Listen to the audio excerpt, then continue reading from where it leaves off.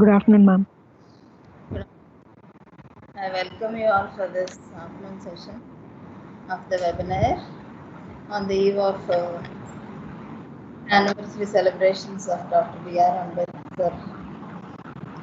And again, I would like to thank the Vice Chancellor and the Professor P.V.G.D. Prasad Reddy sir, and also the Registrar Professor V. Krishnamohan sir for giving us the opportunity to conduct this workshop. I also thank our principal, Professor S.K. Bhatti madam, for her constant guidance. So let us begin with the afternoon session with the talk.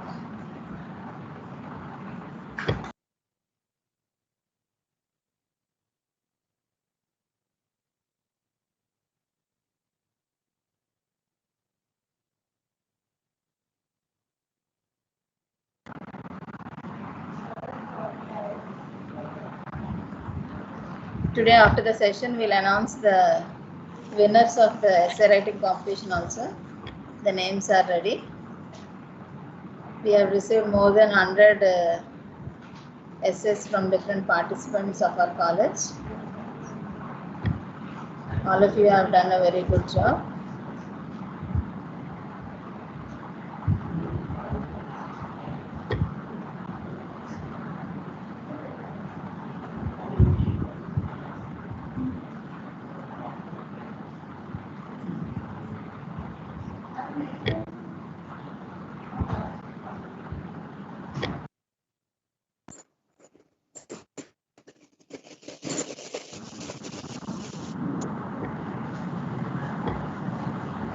Poona madam will now introduce the speaker.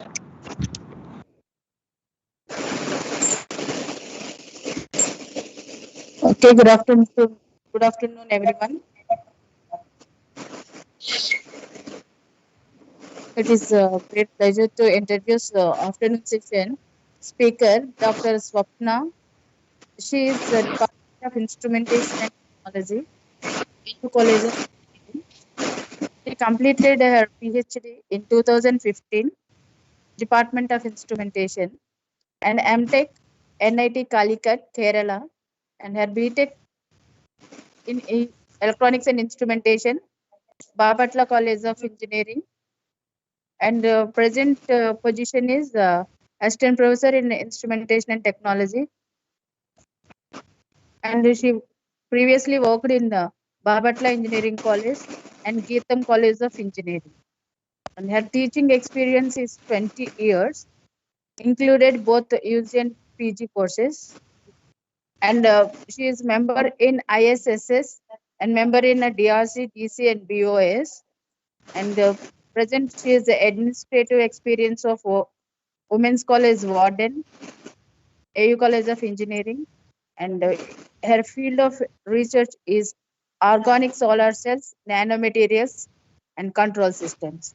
She published different types of journals in international and national, more than 27, and conducted conferences and workshops in international and national level, and presented conference papers in international and national level, 8 international conferences, attended 6 national conferences. And she conducted and attended seminars, international and national, 2 international and national 17. And organized national conference, 2 national conferences and 5 workshops. Guided 13 MTech project students and 2 PhD students. Now, I hand over the session to Dr. P. Swapna. Madam. Thank you, madam. Start your session, madam. Yeah. Thank you so much, madam, for introducing so nicely. I welcome you all to this international webinar on Dr. B.R. Ambedkar 131st birth anniversary celebrations, conducting by Andhra University College for Women. I thank you, Pragna madam, and the principal madam. And firstly, I would like to thank our Vice Chancellor, Professor P.V.G.D. Prasad Reddy sir, and Register Krishnamohan sir for giving this privilege to talk on a great legendary Dr. B.R. Ambedkar. Yeah, today I would like to give a focus on how his personality is helped to build our nation. So those days we were under the rule of East India Company for many years. Later on, we moved on to the British rule. The people in India were suffered a lot. So even in the stories, in some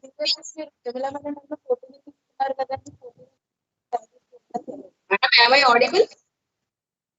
Yeah, madam. Okay.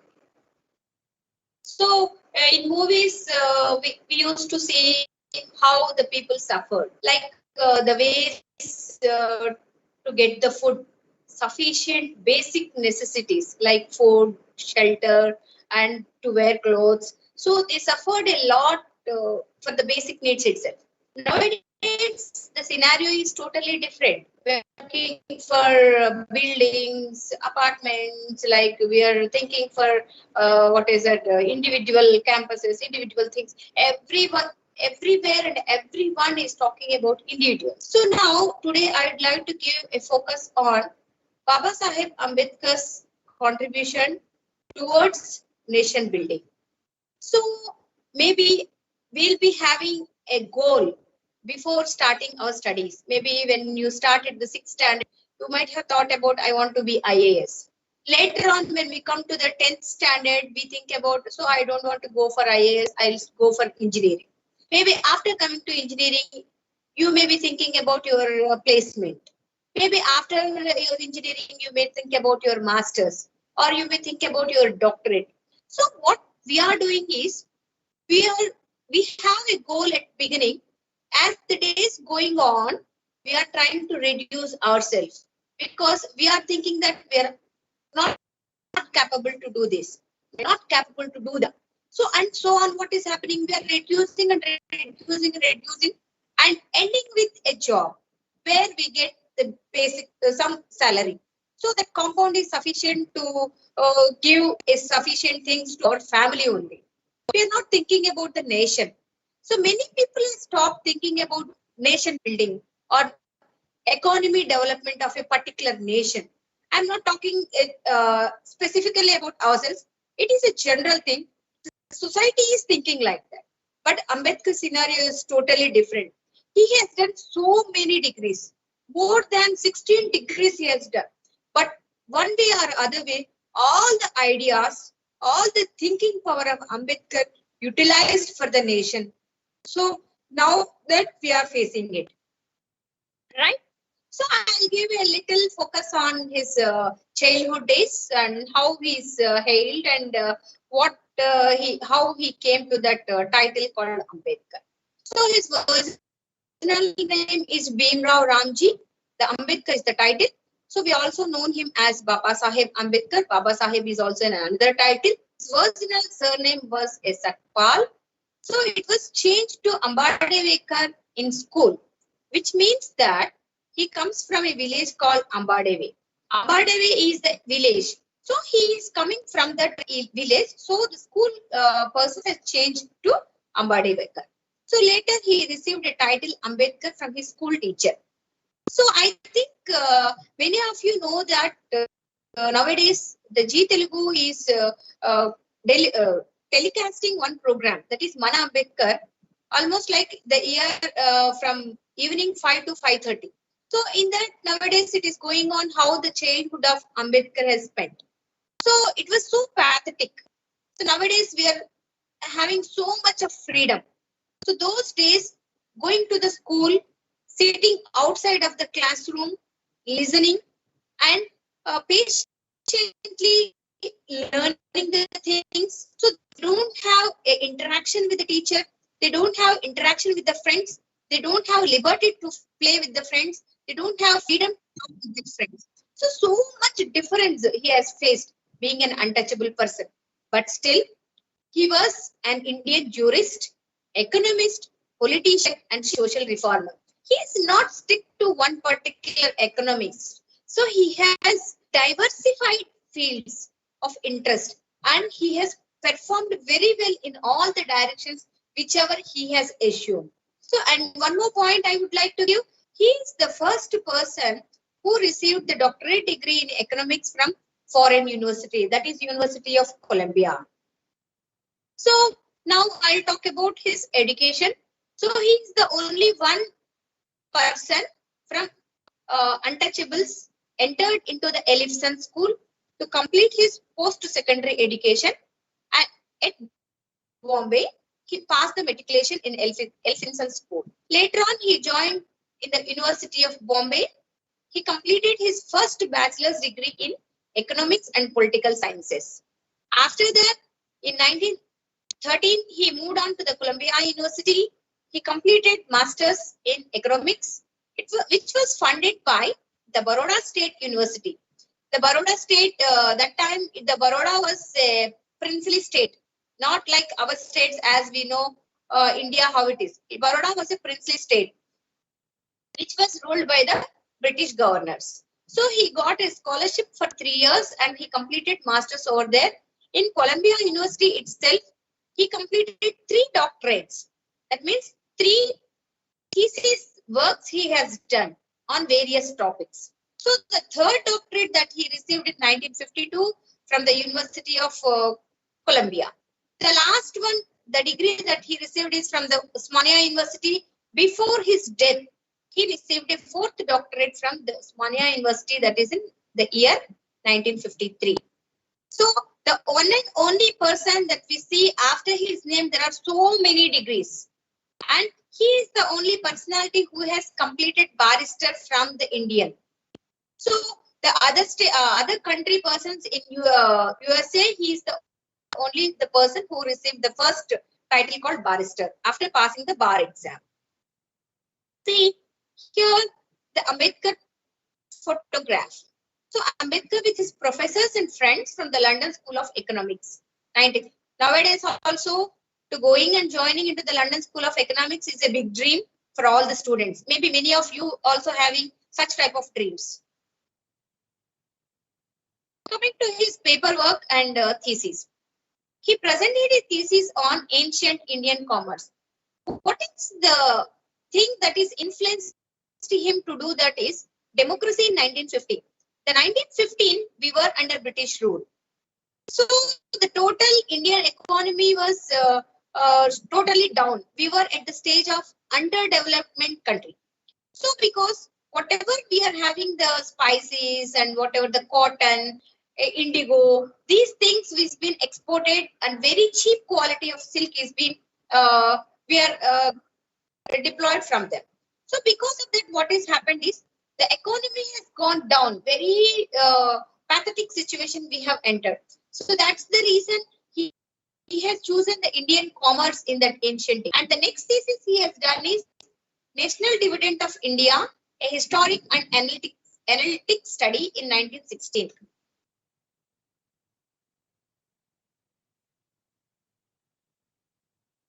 Yeah, just a both the studies he has done at Columbia University only.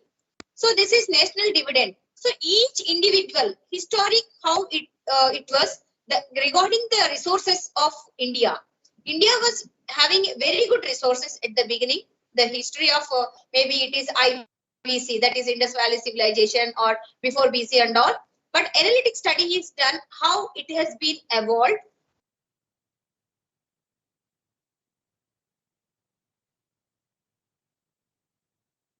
Twice, how it has been destroyed.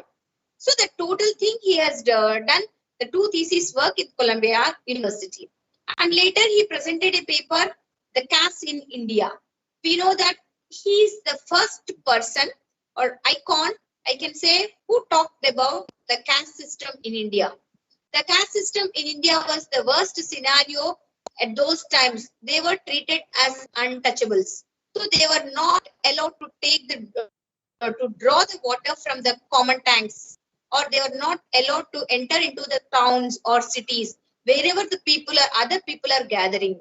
They are not supposed to take food or sit equal to them. So that was the situation. That is the reason he has presented a paper in Caste in India, their mechanisms, genesis, and development in a seminar conducted by anthropologists in Columbia University only. And later he received a PhD thesis titled The Problem of the Rupee, Its Origin and Its Solution. Previous days, there was no rule for stopping of the mintage of rupee. Nowadays, RBI is having a governing system on the minting of rupees or minting of notes or anything. So minting should not be done very frequently. There should be a proper reason so that they go for minting. Otherwise, they don't go for minting. They simply recycle. So this is the reason why he chose this problem of rupee is the rupee value, standardization of rupee, maintaining the value, same value of the rupee for a longer period of time. So, so that decides the economy of India. That is the reason he has chosen the problem of rupee as one of its origin and its solution. So now, the next one is he used to write articles very frequently in Mook Nayank, that is the leader of the silent. Mook is a silent, Nayank is the leader. So that is the title of the public, journal, leader of the silent. So he used to write the periodicals like serials, how the regularly they used to frequently write every weekly. So Bahishkrit Bharat and Equality Janta. For the defense of the Dalit rights, he used to write very frequently in that, so that the motivation of the people and encouraging the people to come out of that whatever the boundary they have fixed. So, and enlightening the minds of the young minds, so that it helps somehow to come out of that defending area. And finally, he published a book. This is Annihilation of Caste on 15th May 1936. And he wrote a 400 pages tract titled Thoughts on Pakistan. So during those days, Pakistan and India was a combined country. So before division of the Pakistan, he wrote this, how the Pakistan is helpful to us, what are the resources are available in the Pakistan, what are the resources available in India, that is especially in Jammu and Kashmir. So if we separate the Pakistan, what are the things that we are going to lose? How our unity in the diversity is going to be failed? Those things has written in Thoughts on Pakistan. And he was the first person who was against for the partition of the Pakistan. And he don't want to give the separate state to the Jammu and Kashmir also. Those things have been highlighted in this Thoughts on Pakistan.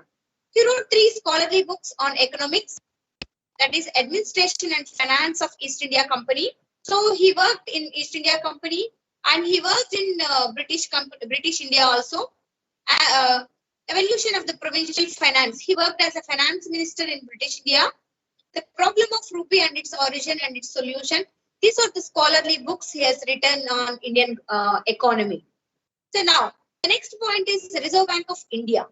So the Reserve Bank of India is established based on the Hilton Young Commission. So the government of India has placed a commission on how the banking system should be.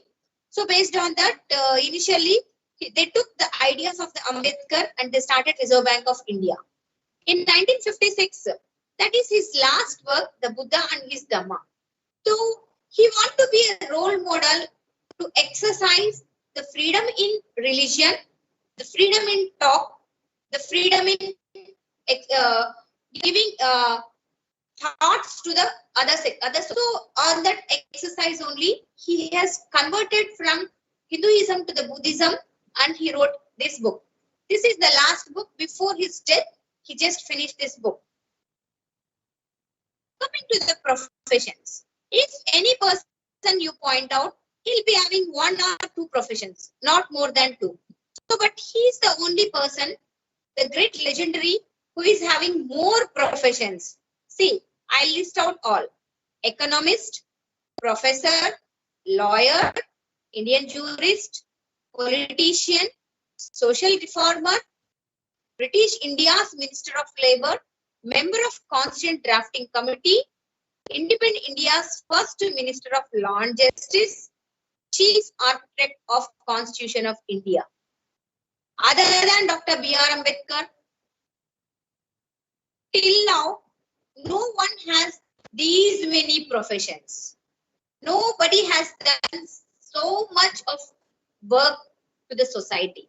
He is the only one person who has done a lot based on his works. Maybe it's research work, or maybe it's writing the articles and enlightening the society, or maybe it's giving the thoughts and ideas to the government and working at various levels. See, in the British India also he worked as a Minister of Labour, and after that after getting the independence in 1947, so Dr. Rajendra Prasad constituted him as the chairman of the drafting committee, and he is the chief architect of the Constitution of India. So, and also he acted as first Minister of Law and Justice. So far, the Constitution of India is working. Whatever the he has written is in the action. The laws and the justice, everything is based on his Constitution only. Still, we are using such a great personality he is. And everybody knows that the Ambedkar has worked for the untouchability, and he was against to the untouchability. He was against to the caste system. He was he don't want to treat people by sex or by greed or by color or by caste or anything. He's the first person who has bought into the culture that there is no untouchability, and he renamed later on it is like scheduled caste, scheduled tribes, and so on. That I'll come to the next slides.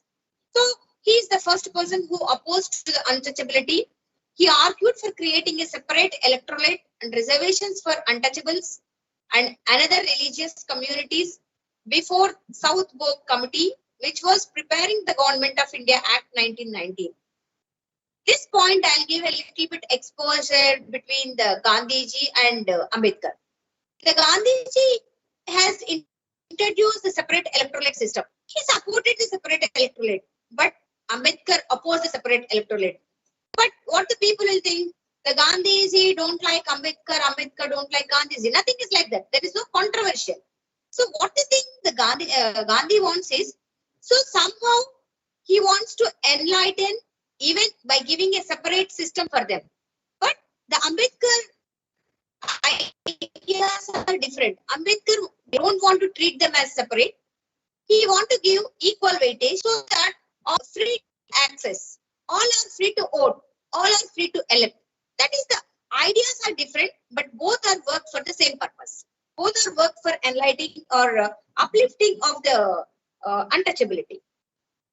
Uplifting of the people who are behind this untouchability. So they want to give a economic development for that. That's why the argument has come, and he was against to that. He successfully defended Brahmin leaders who have accused the Brahmin community of ruining India. So he established the central institution Bahishkrit Hitakarni Sabha, which was intended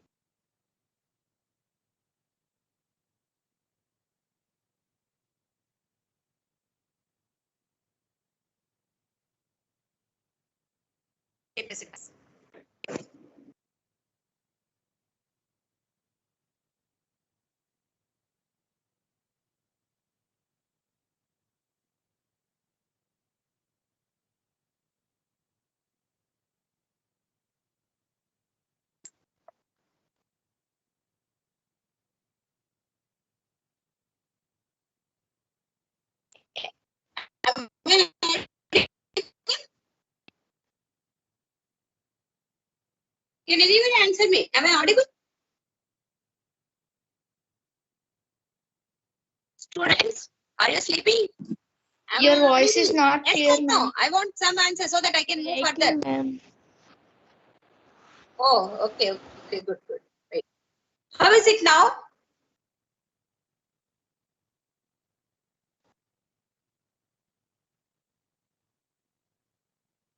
Is it audible? Yes, ma'am. Yes, ma'am. Yes, ma'am. Okay, good. So, You people are not sleeping. You are very good students. You are listening carefully. I'm so happy to give my exposure on this. Next, he successfully defended non-Brahmin leaders who had accused the Brahmin community of ruining India. And he also established the central institution Bahishkrit Hitakarni Sabha, which was intended to promote education, socio-economic improvement, as well as the welfare of the outcasts, referred to the depressed classes. Those days, for bringing activeness among the students or among the society people, they used to conduct a series of sabhas. So that is one among that is Bahishkrit Hitakarni. Now, how he fought against this untouchability? He used to conduct public movements were initialized, public drinking water resources were opened, struggle for right to enter Hindu temples. He led a satyagraha for the right of untouchable community to draw water from the main tank of town, ceremonially burned copies of ancient texts which were ideologically justifying caste discrimination and untouchability. This is the one point that I want to give highlighting in this. So what is the reason he burned the copies of ancient text is he wanted to show that how difficult it is. So there are books are there, but those things are not useful. What our parents used to say, these things are waste. We will just sell these goods. Why you are not using these things? So the same way, somehow you want to give a thing or escalating a thing to the government. So he intentionally burned the copies of the ancient text. So that's how badly the situation was. Okay, and he led the Kalaram Temple Satyagraha, which was on the greatest processions of the Nasik. Because of this Satyagraha, he was imprisoned for 2-3 years. Next, so when the separate electorals came into the picture, so there was an argument between the Dr. B.R. Ambedkar and Mahatma Gandhi. So they both were fought, and there was a separate commission was placed in the government. So in 1932, that is only the Poona Pact. In 1932, British colonial government announced the formation of separate electorate for depressed classes in the communal award. The Poona Pact was signed between Ambedkar and Madan Mohan Malviya. Madan Mohan Malviya he is an educationist and he is a high intellectual who has worked 3 times president for the Indian National Congress, that is INC, in various locations, and he is the one of the example for giving an exposure to the INC. And in his leadership only, there was many things like Simon Commission. They were against the Simon Commission. They conducted what is this Swadeshi movement. They conducted non-cooperation movement under the leadership of Madan Mohan Malviya. Why I am giving this ideas regarding this Madan Mohan Malviya? Such a great ideologist. That's why he has contributed on behalf of the Hindus, and untouchables among Ambedkar was contributed, and they both signed. Due to the pact, what is the outcome of the pact?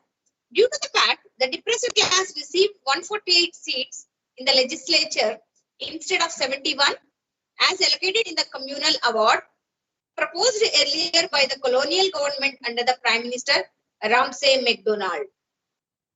So, what is the achievement? That is, the number of seats has been increased. So, the number of seats increasing proportionality indicates that the ideas of all the peoples are collectively goes to the government. So, if any change we need, we require more number of seats in the legislature. The same has done by the Poona Pact. The text used the term depressed classes to denote the untouchables among Hindus, who were later called scheduled castes, scheduled tribes under the India Act 1935 and later Indian Constitution of 1950.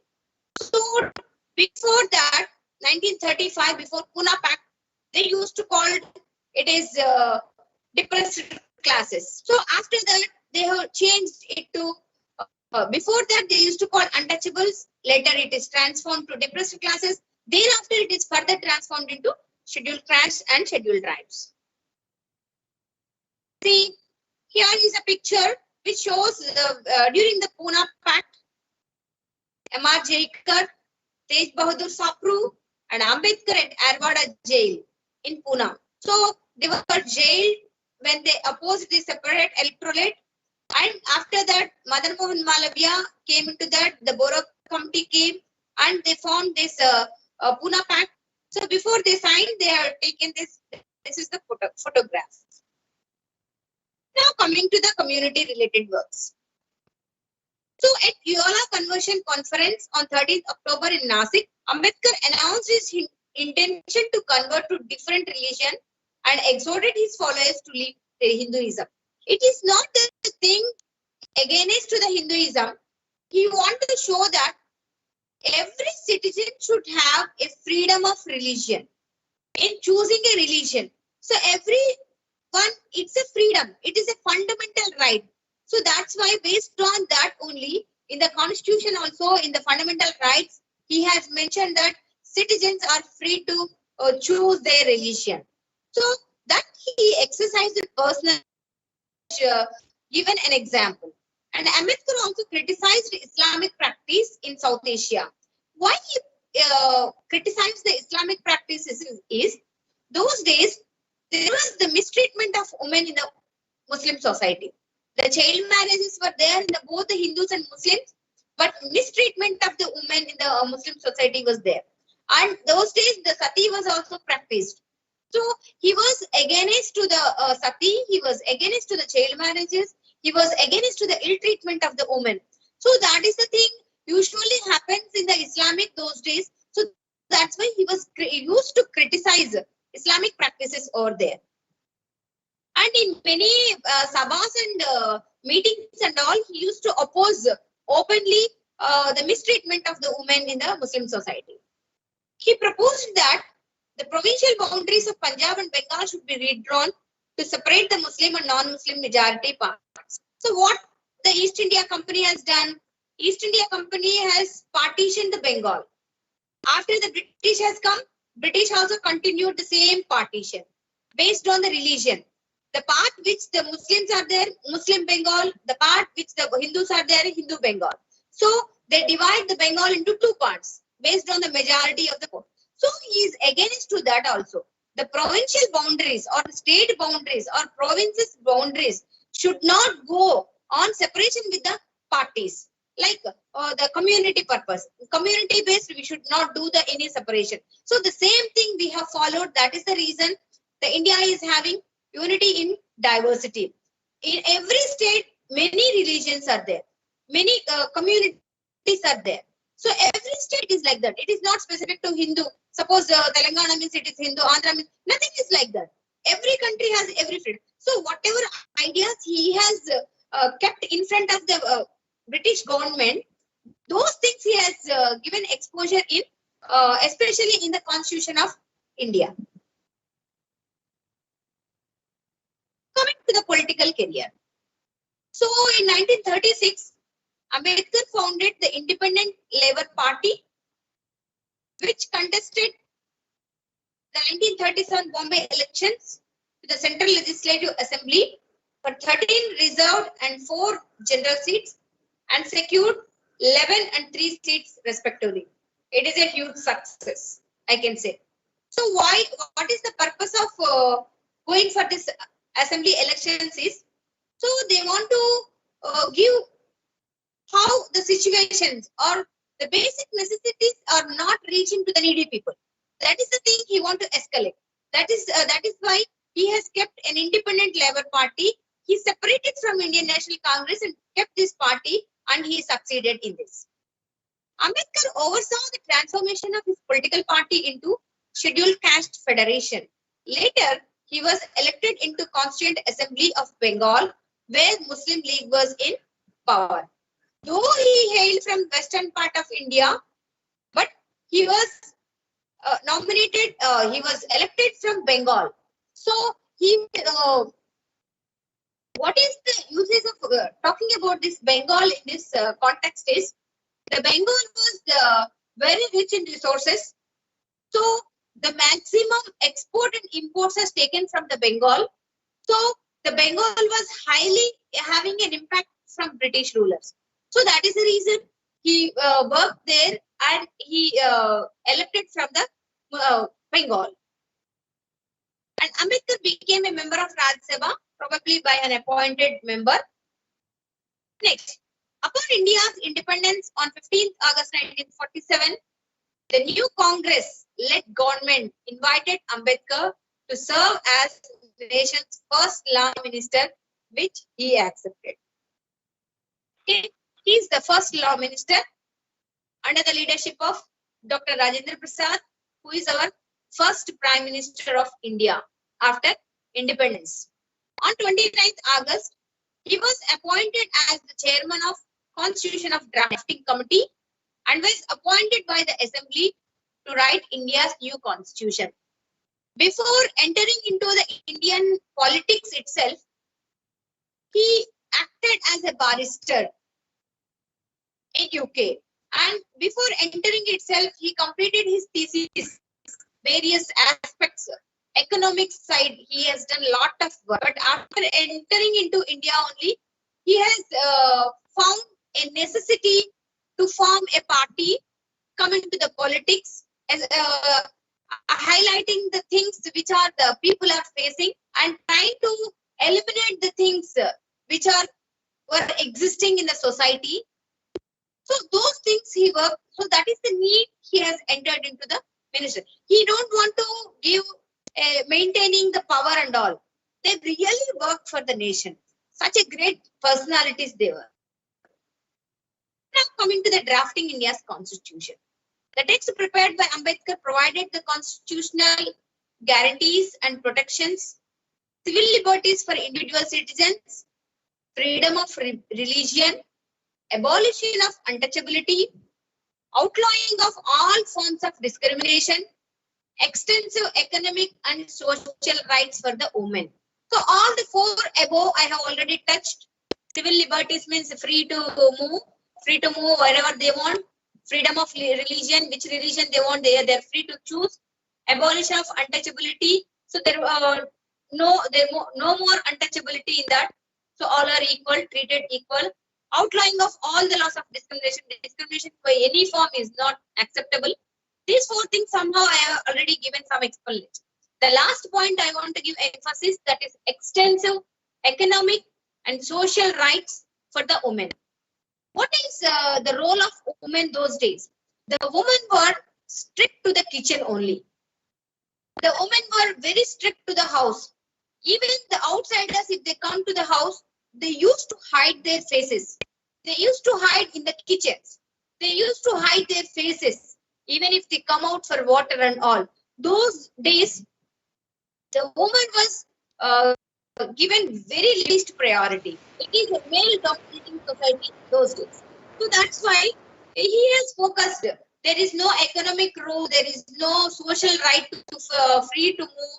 There is no right to go from one place to another place. There is no right to talk to the other male persons. That was the situation. That's why he extensively worked on these women works.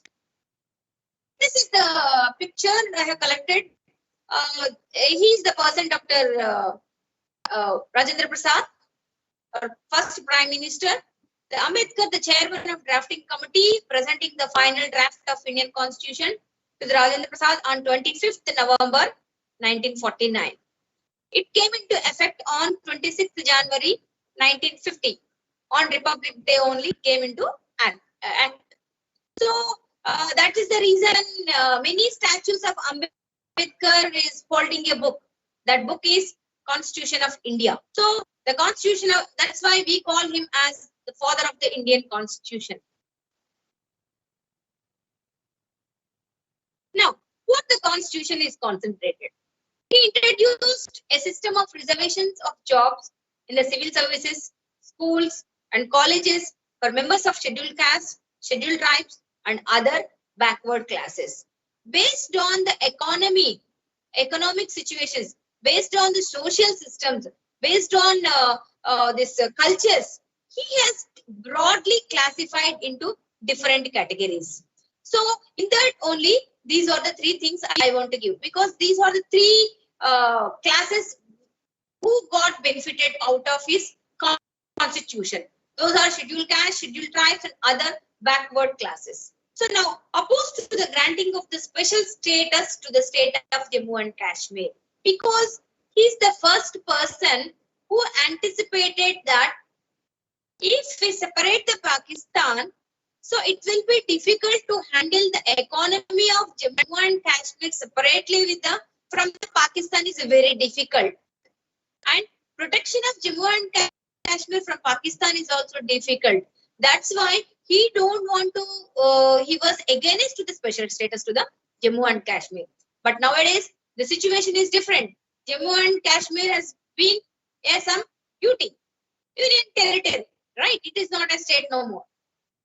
Now he demonstrated his will to reform the Indian society by recommending the adoption of uniform civil code. Uniform civil code means one rule is applicable to all categories of people. The same rule applicable to whether they are rich or poor, whether they are adopted, nothing. So all the one rule placed means that rule is common to all. It has to come into the force. So that is the thing, that is uniform civil code. Now also we are practicing it. He resigned from the cabinet in 1951 when the parliament stalled his draft of Hindu Code Bill.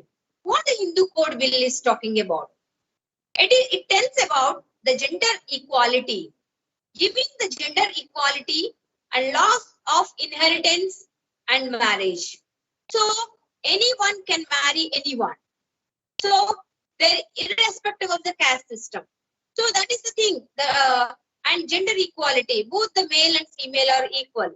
Inheritance. The properties is inherited from the parents, not only to the males, the females. Also, all the children are equally weighted. These are the things highlighted by the Hindu Code Bill, but which was stopped by the Parliament in 1951. So that's why he has come out of this cabinet and he resigned to the politics. And coming to the economics aspect. Now, so far I have discussed how the social aspect and how the culture he has done, what he has done for the untouchabilities, and how the drafting of the constitution has done.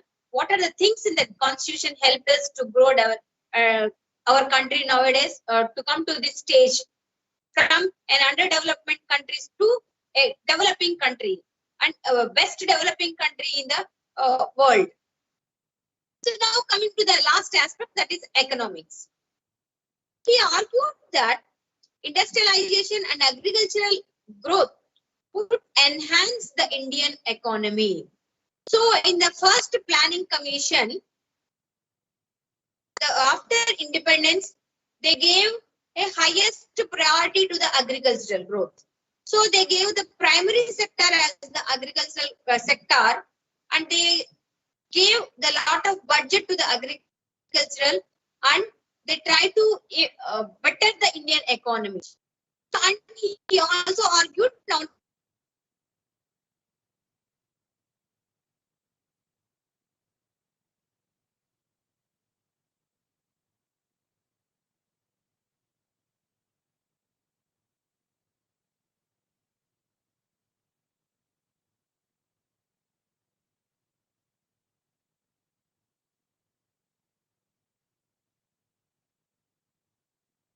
Indian economy will work. Now, Ambedkar advocated national economic and social development, stressing education, public hygiene, residential facilities as the basic amenities. So nowadays we can see that what are the basic necessities means they'll talk about communal health, residential facility, public hygiene, education, the social development. These are the 5 basic amenities every city in India should have. That is been first the person who has given a basic exposure on basic amenities to Ambedkar.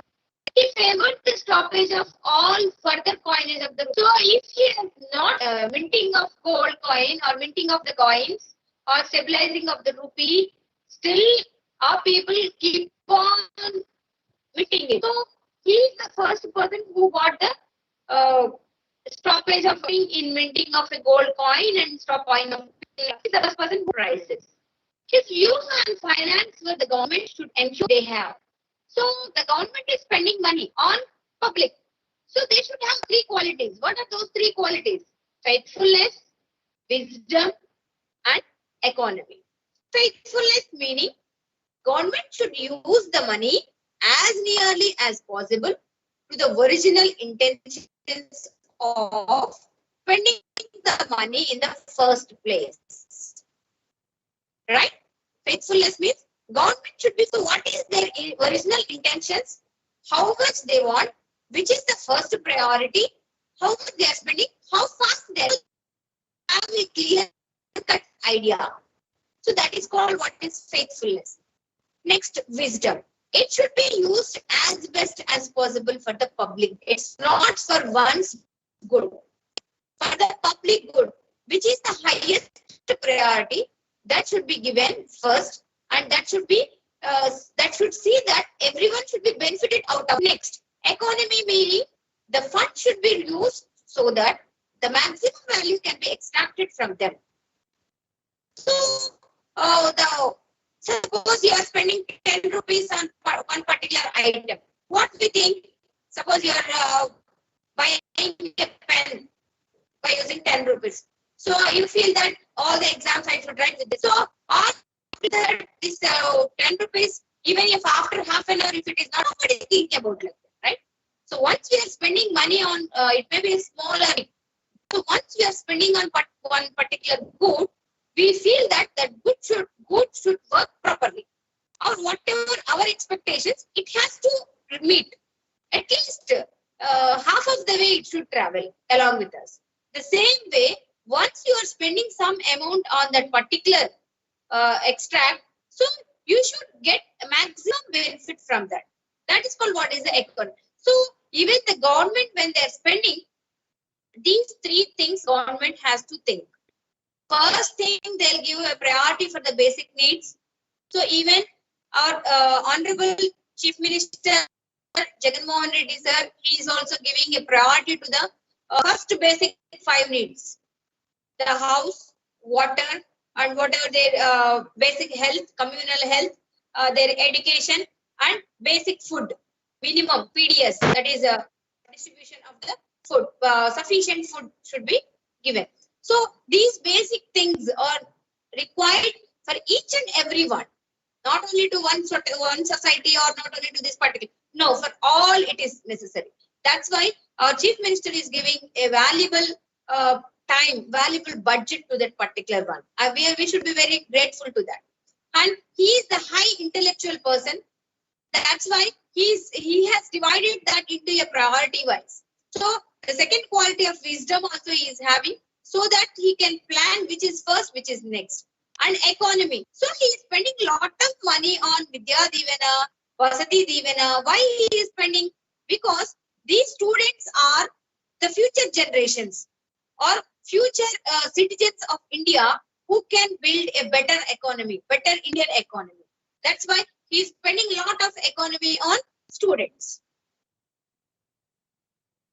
He established the Finance Commission of India and opposed the income tax for low income groups. Even nowadays also, every planning commission is not going to impose any tax on low income groups. They have a basic requirement like minimum 3 lakhs per annum should be the minimum income to pay the tax. Beyond that only, they go for imposing the tax. Below the 3 lakhs and all, they see that that is sufficient for the meeting the basic requirements of the family. And he contributed in land revenue tax and excise duty policies. Land revenue tax means it is only on lands. Okay, excise duty means it is the properties other than land, whatever the properties that we are having, like the industries, they generated goods. Maybe the goods are food items or anything. So those things they charge the, suppose the growing of the tea plantation, they go for excise duties, not for land revenue duties. So like that, they have segregated which are the commercial crops, which are non-commercial crops, which are only food crops. So based on that, he has planned taxes like land revenue taxes sometimes and excise duty taxes and some other it is nowadays we are calling it is GST, right? So and all he has brought under one particular umbrella and he divided into different sections. Which section come under that he has contributed, and finally he stabilized what will be the percentage. So the percentage cannot be more than 10% or more than 20%, depending on the earning or depending on the economy they are generating. So they are supposed to be imposed the tax. So that's why he contributed to it, land revenue and excise duty policies. According to him, the caste system, due to its division of laborers and hierarchical nature, impends movement of labor and movement of capital. What is the idea of talking about this is, once you divide the labor into different hierarchical, definitely there will be movement. So if one section is working, the other section will be down. If other section is working, the rest of the section will. So there won't be any hierarchical system. At every stage, every level, all are treated as laborers only. It is just a division. It is just a division. So there is no officer cadre, there is no attender cadre. Everyone has their individual responsibilities. Everyone has individual duties. So they are supposed to do all their what are the assigned to them. That is that's why. And based on, not only he has stopped with duties, he has written the labor laws also. Nowadays also the labor laws are active. So if a laborer is worked for under one industry, private industry, and he has not paid his wages, he can directly go to the labor court and get the justice. So those things are also he framed. His theory of state socialism. He is having a special idea on socialism, state ownership of agricultural land, maintenance of resources for production by the state, distribution of these resources to the population. We generally, being a technical student, we do not have much awareness about the socialism and how the distribution. So generally, state is generating some amount of fund, central is generating some amount of fund. Central usually give support to the state government. So these we divide into three different categories. Okay, even in the constitution we have that classification. Every work is coming under any one of these three categories. So whatever the tax, now we are calling it as a state GST and central GST. State GST is collected by the state government. Central GST was collected by the central government. So the contribution by the state, it goes to the maintenance of the state.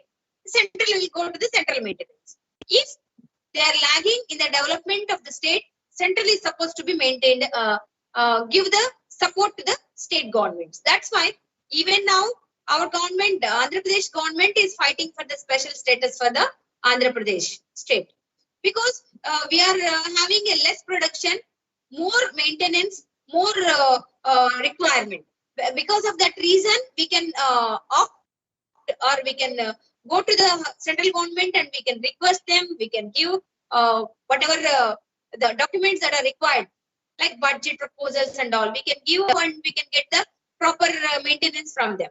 So those things, and ownership of the agricultural land, even government is having certain lands as ownerships. So those profits, maybe they construct a shops or they give for land pooling or something, they give for free people, people for free of houses or anything, whatever the purpose they are using, government is having its ownership. That ownership they can use for fruitfulness of the society.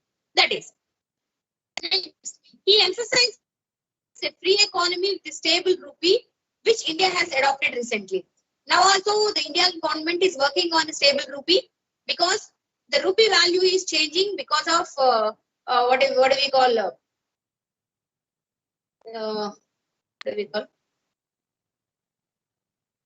just a minute. This trade. Because of the trade, the value of rupees keep on changing. It is not stabilized. One day it will be 60 rupees.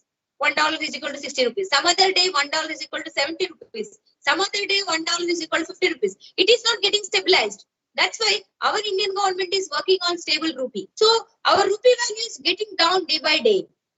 Right. So that is why that point during the days of Dr. V.R. Ambedkar only he proclaimed to have a free economy. He advocated the birth control to develop the Indian economy. So this we know. There is a national policy for family planning, which was introduced by Indian government, so that anyone can have 1 or 2 children only. So because of the birth control, we can control the population. So when the population is in control, definitely our economy will be within our hands, and we can have a development in the Indian economy. Right. So that's why birth control is very, very important, and they have done a lot on that. And now it is almost under control only. He emphasized the equal rights for the women for economic development. Economic development means because of Dr. B.R. Ambedkar, we are here, myself and other you students also, we are privileged to have education. We are privileged to have a job. So some development in the economic wise in the society. Okay, what are his works? Some of his famous works I would like to give enlightening in this. Caste in India, their mechanisms, genesis and development, and 11 other essays also he wrote. Riddles in Hinduism, the evolution of provincial finance in British India, the untouchables, who were they and why they become untouchables. Annihilation of caste, what Congress and Gandhi had done to the untouchables. Mr. Gandhi and emancipation of untouchables, Pakistan or the partition of India.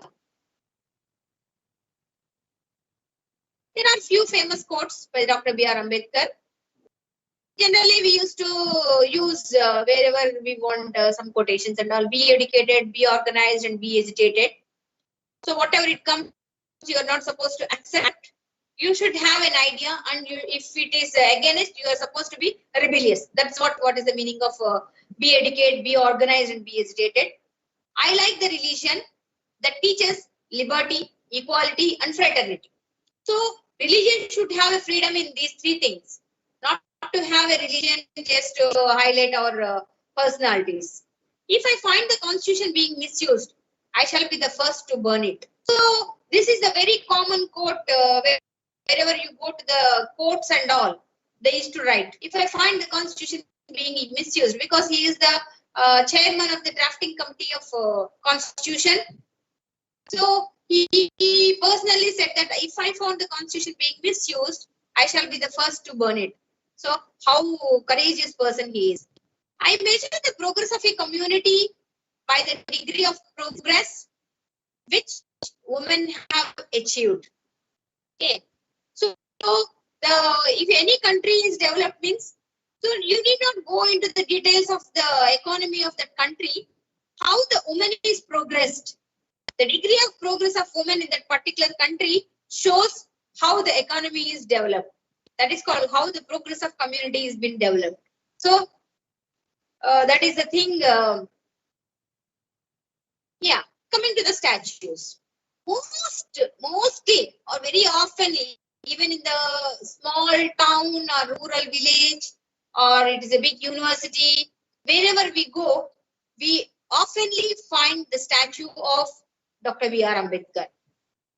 So he contributed in various aspects in nation building. So even not only on birthday of Dr. B.R. Ambedkar, every day we should remember his great legacy, and we should feel proud that he's been an Indian. Right? So we don't know how far we are contributing for the development of society, but he has done a lot and lot. No one can measure it, how much it is. Okay, that's why see in the first picture, the people are paying tribute at the central statue of Ambedkar. in Dr. Baba Saheb Ambedkar Marathwada University in Gujarat. The next one is the statue of Dr. B.R. Ambedkar in the Parliament of India. Coming to his legacy. Ambedkar died in his sleep on 6th December 1956 at his home in Delhi.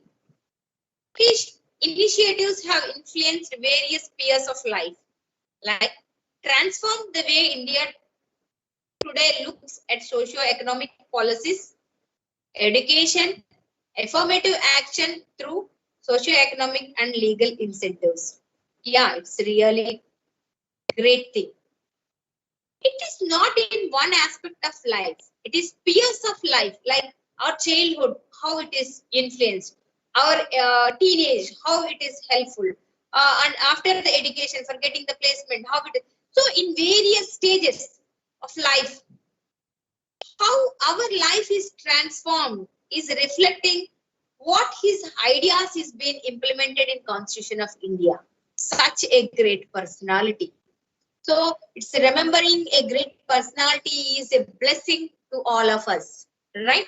So in socio-economic policies and education, affirmative policies through social legal incentives, every aspect he has worked.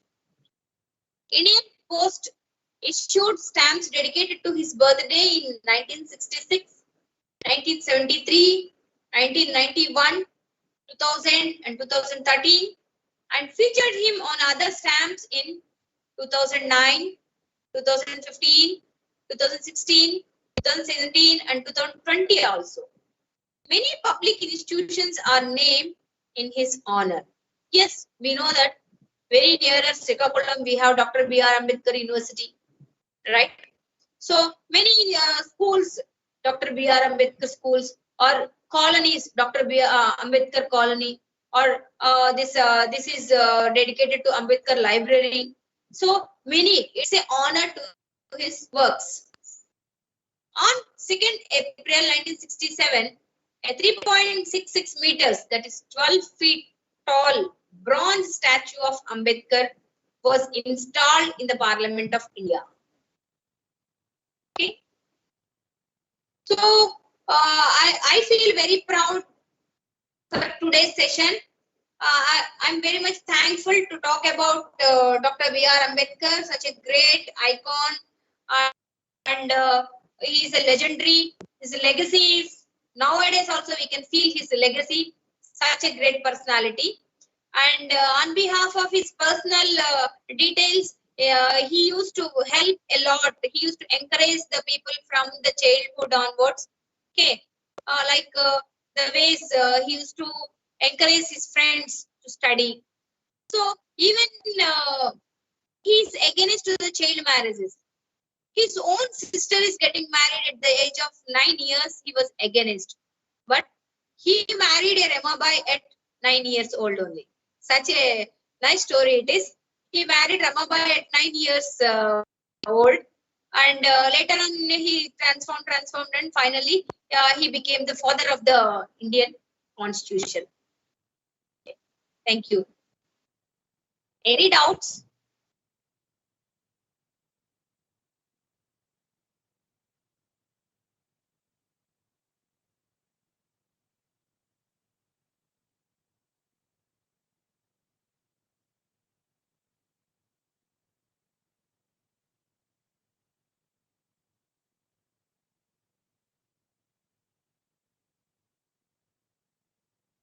Yeah, can anyone tell me what is the importance of Poona Pact? Why he was very insisting on Poona Pact?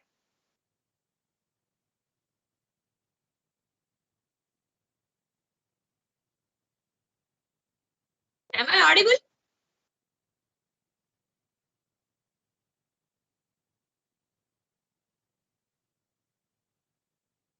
Yeah. Good. Yeah. Can anyone give 1 or 2 lines regarding the Poona Pact? Poona Pact is one of such a wonderful pact signed between Hinduism and untouchables. those days untouchables were also belongs to Hinduism only most of the time.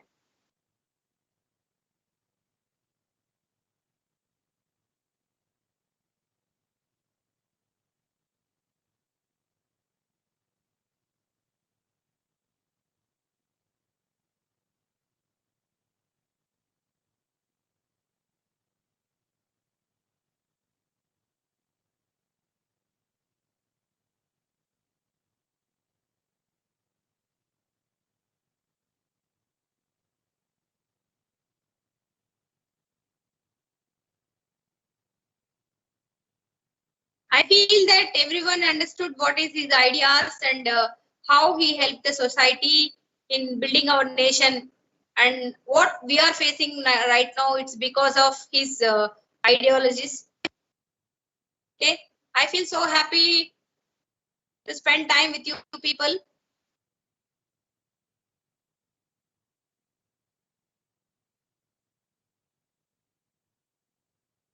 Yeah, anyone can speak.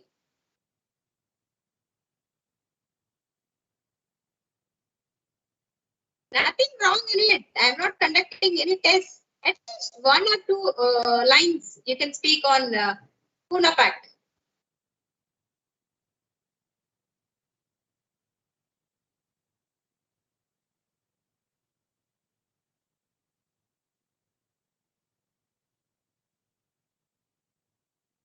Pragna madam, I think I can stop here.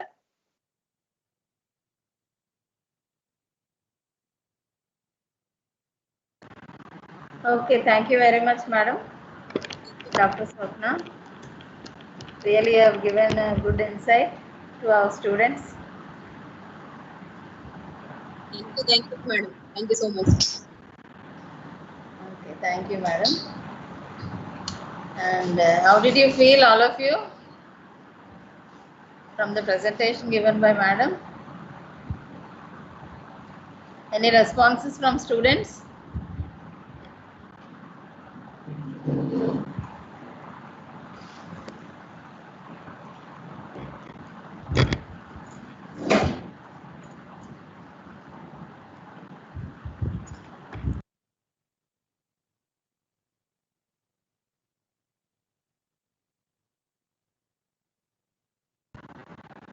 So this Ma'am session explained very well, ma'am. Okay, okay. So with presentation and all pictures she has shown very well, interestingly. Okay. So I again thank Dr. Swapna for her lecture today on the eve of Dr. B.R. Ambedkar birth anniversary celebrations. So I also wanted to announce the winners of the essay writing competition held on the same context. And the first prize goes to Triple Department, second year. She is D. Swapna. I don't know whether she is here. And the second prize from Civil Engineering, second year, R. Revati. And third prize goes to first year Computer Science student, Tejasri. And there are two consolation prizes for third year ECE student, Shanti, and Mechanical third year, Yogita. Okay, so congratulations all these 5 students for that is for getting the first, second, and third in the essay writing competition, and all of you also, the others who have participated, have done very well.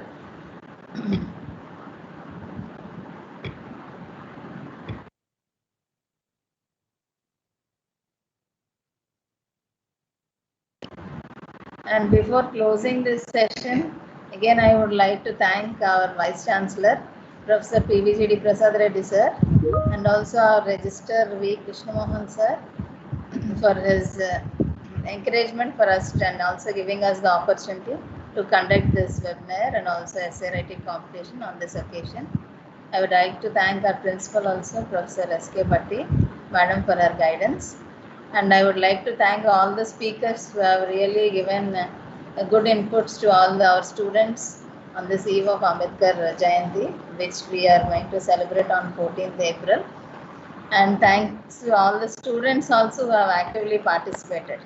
Thank you all.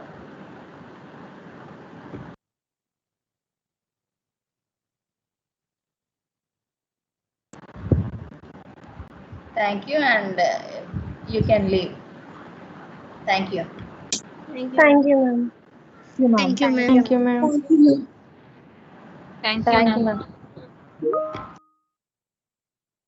Thank you, ma'am. Thank you, ma'am. Thank you, ma'am. Thank you, ma'am. Thank you, ma'am. Thank you, ma'am.